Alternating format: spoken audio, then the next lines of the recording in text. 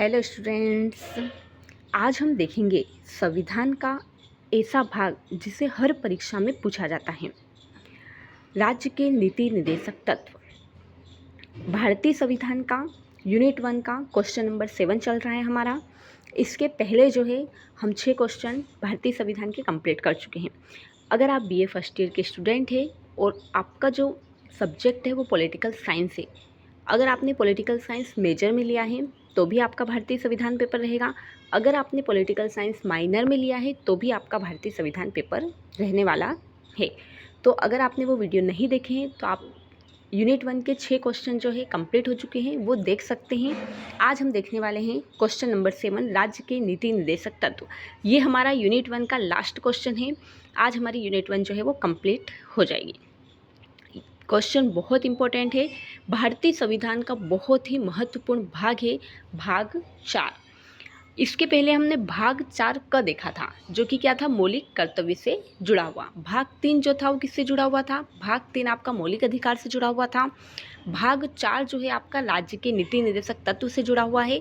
और भाग 4 का जो है वो आपका मौलिक कर्तव्य से जुड़ा हुआ। तो कन्फ्यूज मत होना। भाग 4 जो है वो 2 बार आएंगे। भाग 4 में आपके नीति निर्देशक तत्व आएंगे और भाग 4 क में आपके जो है वो मौलिक कर्तव्य आएंगे। अब देख लेते हैं कि ये नीति निर्देशक तत्व होते क्या है। नीति निर्देशक तत्व जो है वो भारतीय संविधान में भाग 4 में दिए गए हैं, ठीक है। और आर्टिकल 36 से 51, कई बार जो प्रश्न ऐसे पूछा जाता है कि आर्टिकल 36 से 51 को समझाइए, तो आपको पता होना चाहिए कि आर्टिकल 36 से 51 क्या है। तो आर्टिकल 36 से 51 है आपके राज्य के नीति निर्देशक तत्व। या फिर ये क्वेश्चन आ जाए कि भाग 4 को समझाइए, तो भी आपको पता होना चाहिए कि भाग 4 क्या है। तो भाग 4 आपका है राज्य के नीति निर्देशक तत्व। तो क्वेश्चन इस टाइप से भी पूछे जाते हैं कि भाग 4 क्या है। तो भाग 4 मतलब कि नीति निर्देशक तत्व। आर्टिकल 36 से 51 क्या है? तो आर्टिकल 36 से 51 नीति निर्देशक तत्व। तो भारतीय संविधान में भाग 4 में आर्टिकल 36 से 51 में नीति निर्देशक तत्वों की व्याख्या की गई है। हमारे संविधान में नीति निर्देशक तत्वों को आयरलैंड के संविधान से लिया गया है। नीति निर्देशक तत्व जो है वो कहाँ से लिए गए हैं? आयरलैंड के संविधान से लिए गए हैं। और इनका जो उद्देश्य है, इनका उद्देश्य लोक कल्याणकारी राज्य की स्थापना करना। मतलब कि जो राज्य के नीति निर्देशक तत्व जो है वो हमारे संविधान में लिए गए हैं, तो उनका उद्देश्य क्या था? तो इनका उद्देश्य था कि लोक कल्याणकारी राज्य की स्थापना करना, सामाजिक और आर्थिक उद्देश्य की पूर्ति करना है। हम कह सकते हैं कि नीति निर्देशक तत्व का उद्देश्य एक लोक कल्याणकारी राज्य की स्थापना करना है, जिसमें न्याय, समानता, स्वतंत्रता विद्यमान हो तथा राज्य के लोग सुखी एवं संपन्न हों।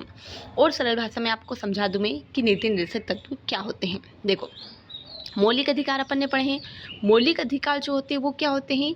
राज्य हमें प्रदान करता है, ठीक है। मौलिक अधिकार क्या है कि राज्य जो है वो प्रत्येक नागरिक को प्रदान करता है। मौलिक कर्तव्य क्या होते हैं? मौलिक कर्तव्य होते हैं कि हमारे जो नागरिक हैं उनके कर्तव्य है कि हमें राज्य के लिए जो है वो करना चाहिए, है ना। हमें देश के लिए जो है उन कर्तव्यों का पालन, ड्यूटी का पालन करना चाहिए। अब नीति निर्देशक तत्व भी कुछ ऐसे ही है, कर्तव्य जैसे कि ये जो है भी राज्य के कर्तव्य है कि राज्य को ये करना चाहिए, पर राज्य जो है इन कर्तव्यों का पालन करने के लिए बाध्य नहीं है। ये राज्य की पूरी इच्छा के ऊपर निर्भर करेगा कि राज्य इन नियमों का पालन करना चाहता है या नहीं चाहता है। मतलब कि मौलिक अधिकारों के जैसे अगर वो पालन नहीं होते हैं तो इसको चुनौती, न्यायालय में चुनौती नहीं दी जा सकती कि ये जो है वो नहीं हो रहे हैं। ये पूरा राज्य की इच्छा के ऊपर निर्भर है कि राज्य जो है वो ये पालन करना चाहता है या नहीं चाहता है, ठीक है। अब हम देख लेते हैं नीति निर्देशक तत्व कितने हैं। वैसे तो कई बार इनको नीति निर्देशक तत्वों को आर्टिकल वाइज पढ़ा जाता है कि आर्टिकल 36 में ये है, आर्टिकल 37 में ये है, आर्टिकल 38 में ये है। पर ये कोई भी आपकी जो एग्ज़ाम होती है ना, पीएससी वगैरह की एग्ज़ाम होती है, कोई भी ऑब्जेक्टिव टाइप से जो एग्ज़ाम होती है उसके लिए वो इम्पोर्टेंट ज़्यादा होता है कि आप हर एक आर्टिकल को डिटेल में पढ़ें कि आर्टिकल में ये लिखा हुआ है। पर यहाँ हम बीए के लिए देख रहे हैं, तो बीए के लिए या एमए के लिए आप को एग्ज़ाम में लिखने के लिए इस तरह से आप पॉइंट बना के लिखेंगे तो ज़्यादा आपका सही रहेगा। नीति निर्देशक तत्व कितने होते हैं? तो नीति निर्देशक तत्व 5 होते हैं। कौन कौन से?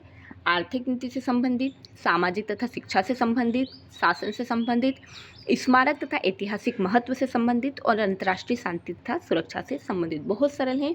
नीति निर्देशक तत्व कितने प्रकार के होते हैं? 5 प्रकार के होते हैं। आर्थिक नीति से संबंधित, सामाजिक तथा शिक्षा से संबंधित, शासन से संबंधित, स्मारक तथा ऐतिहासिक महत्व से संबंधित, अंतर्राष्ट्रीय शांति तथा सुरक्षा से संबंधित।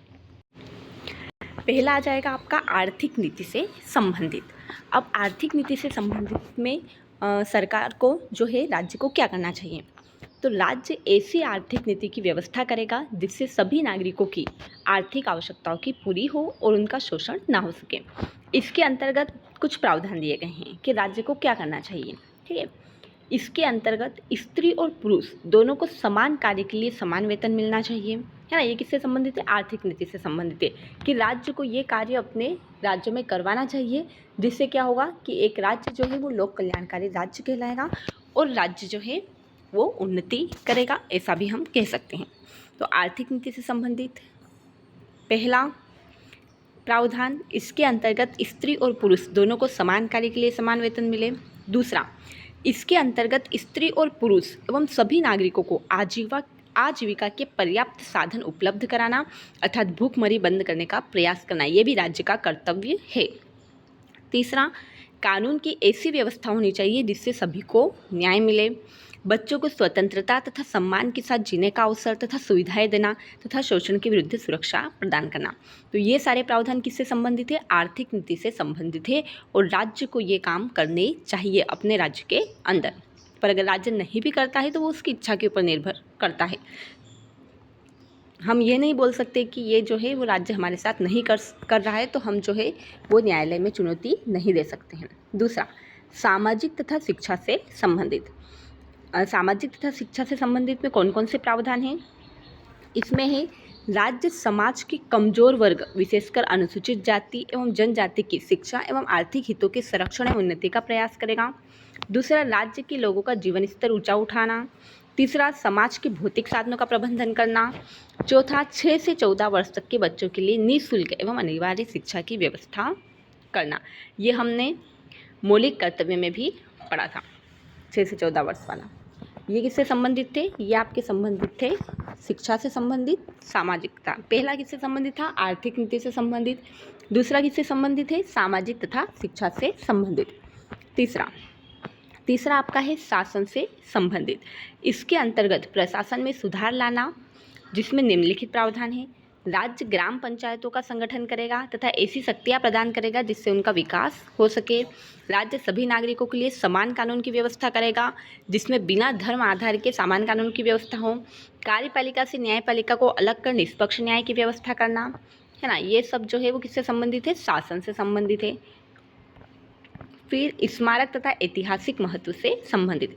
इसके अंतर्गत जो प्राचीन स्मारक तथा ऐतिहासिक महत्व की चीज़ों की रक्षा करना, अर्थात राज्य का यह कर्तव्य होगा कि प्राचीन स्मारकों तथा ऐतिहासिक महत्व की वस्तुओं जो भारतीय सरकार की दृष्टि से महत्व के हैं उनकी रक्षा करना, उन्हें नष्ट होने से बचाना तथा बाहर भेजे जाने से रोकना। मतलब कि हमारी जो पुरानी धरोहर है ना, प्राचीन स्मारक है, उनकी रक्षा करना भी राज्य का कर्तव्य है कि उनको क्षति नहीं पहुँचनी चाहिए।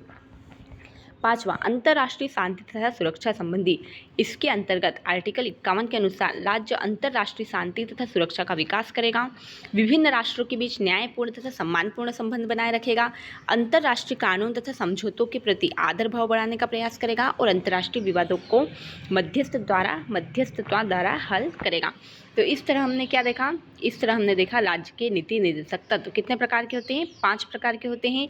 आर्थिक नीति से संबंधित, सामाजिक तथा शिक्षा से संबंधित, शासन से संबंधित, स्मारक तथा ऐतिहासिक महत्व से संबंधित और अंतर्राष्ट्रीय शांति तथा सुरक्षा से संबंधित।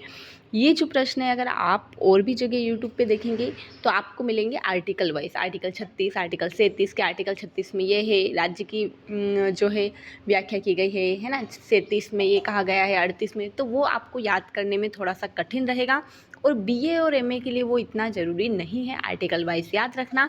यहाँ पर आपको सिर्फ ये याद रखना है कि आर्टिकल 36 से आर्टिकल 51 तक जो है वो नीति निर्देशक तत्व डीपीएसपी जो है उनका उल्लेख किया गया है और बाकी हम इस तरह पॉइंट वाइज याद करेंगे तो जो है हम अच्छे से लिख के आ सकते हैं। ठीक है, थैंक यू सो मच। अगर आपको वीडियो पसंद आया हो तो लाइक कीजिए, शेयर कीजिए, सब्सक्राइब कीजिए।